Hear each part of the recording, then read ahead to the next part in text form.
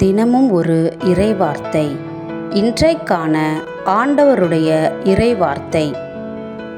ஆண்டவர் தொடர்ந்து உன்னை வழி நடத்துவார்.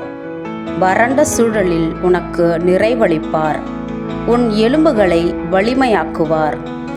நீயும் நீர் பாய்ந்த தோட்டம் போலும் ஒருபோதும் வற்றாத நீரூற்று போலும் இருப்பாய். எசாயா 58:11.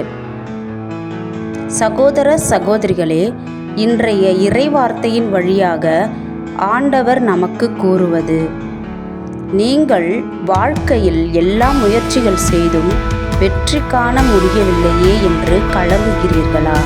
நமக்கு நல்வழி பிறக்காதா? எப்பொழுதும் கஷ்டம், பிரச்சனை, கண்ணீர், கடன், உதவ யாரும் இல்லாமல் தவிக்கிறீர்களா? கவலைப்படாதிருங்கள்.